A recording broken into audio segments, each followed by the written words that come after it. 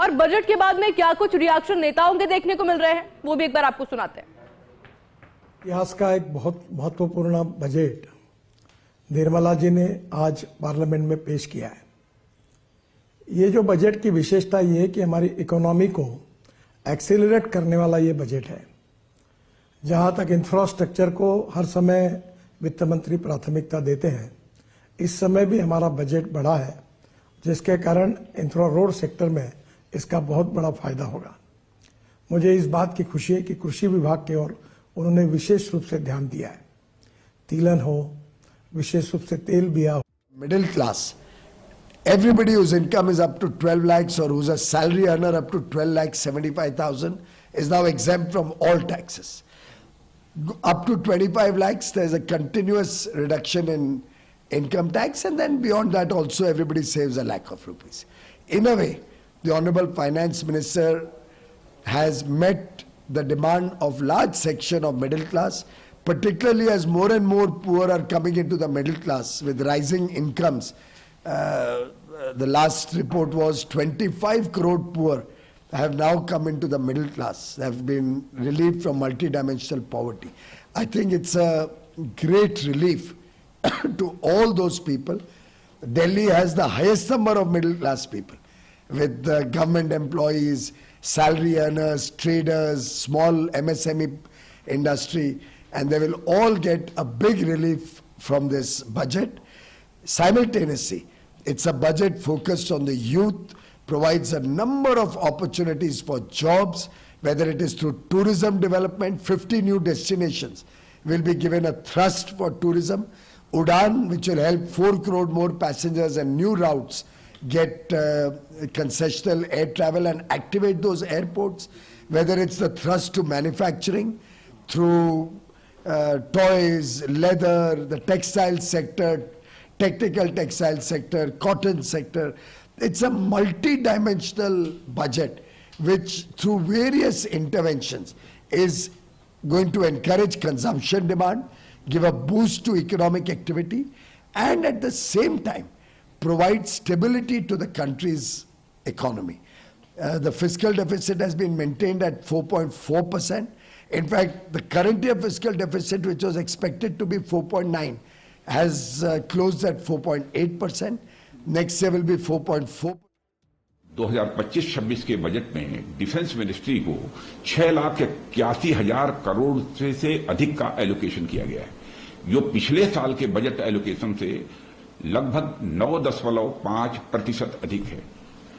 और defence forces का modernisation ये हमारी सरकार की प्राथमिकता रही है, और इसके लिए भी 2025-26 में 1,80,000 करोड़ रुपए का कैपिटल एलोकेशन किया गया है, जो हमारी सेनाओं की क्षमता को पहले से कहीं और अधिक बढ़ाएगा।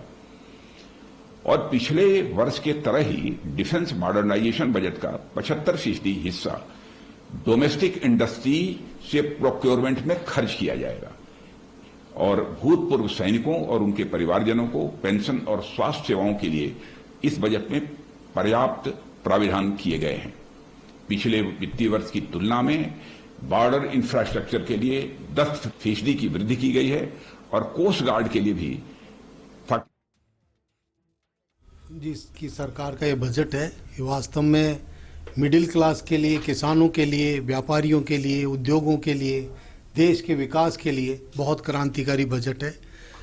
मिडिल क्लास के लोगों के लिए, सैलरीड क्लास के लोगों के लिए मैं समझता हूँ कि एक जीवनदायी की बजट है। जो लोग पहले ये सोचा करते थे कि भाई हमारा टैक्सेशन है, उसमें बहुत ज़्यादा टैक्स जा रहा है, अब उनको काफ़ी छूट दी गई है, और 12 लाख तक की जो आय है उस पर कोई टैक्स नहीं लगेगा। नए जो टैक्स स्लैब्स हैं उनमें किसानों के लिए जो क्रेडिट कार्ड की लिमिट है उसको 3 लाख से करके 5 लाख कर दी गई है। उसी तरह से विद्यार्थियों के लोन की व्यवस्था की गई है।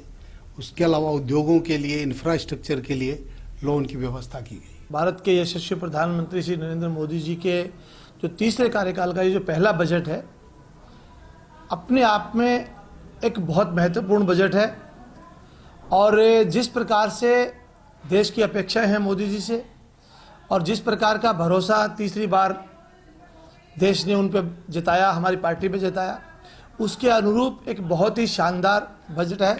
मैं केंद्र सरकार को इसके लिए बहुत सारी बधाई देता हूं। हमारे वित्त मंत्री जी, हमारे प्रधानमंत्री जी सभी इसके साधुवाद के पात्र हैं। और इसमें जो सबसे बड़ा जो लंबे समय से मध्यम वर्ग के लिए जो डिमांड आ रही थी और एक साथ आयकर के अंदर इस प्रकार की छूट दे करके एक बहुत बड़े वर्ग को केंद्र सरकार ने लाभ देने का काम किया है। और ना केवल आयकर में ही बल्कि हर चीज़ के अंदर, हर क्षेत्र के अंदर, चाहे वो शिक्षा हो, चाहे वो चिकित्सा हो, चाहे रोड इंफ्रास्ट्रक्चर हो, फॉरेन पॉलिसी हो, रक्षा हो, किसानों को लेकर के हो, हर दृष्टि से ये बजट एक जनता का बजट है। और अभी जब चुनाव के भी पूरा समय पड़ा है, 29 में चुनाव होना है, और इस प्रकार का बजट देना निश्चित रूप से प्रधानमंत्री जी का जो विकसित भारत का जो संकल्प है 2047 के अंदर हमारा देश विकसित राष्ट्र बने, उसका लिए एक मील का पत्थर साबित होगा। बजट को लेकर के जो उत्साह हम जनता के बीच में देख रहे हैं वो बेमिसाल है। पहली बार इतना उत्साहित तरीके से लोग स्वागत किया है बजट को। मैं प्रधानमंत्री जी को आभार प्रकट करता हूं और निर्मला सीतारमण जी को भी मैं धन्यवाद देता हूं। बहुत खूबसूरत बजट दिया है और चाहे किसान हो, मिडिल क्लास हो, गरीब हो, चाहे बिजनेस कम्युनिटी, MSME में जितने लोग लगे हुए हैं और दूर दराज के जितने भी लोग हैं, सबके लिए इतना शानदार बजट दिया है। अब इसको डिटेल में हम लोग बात करेंगे और भी पॉइंट वाइज, सेक्टर वाइज जो काम किए हैं।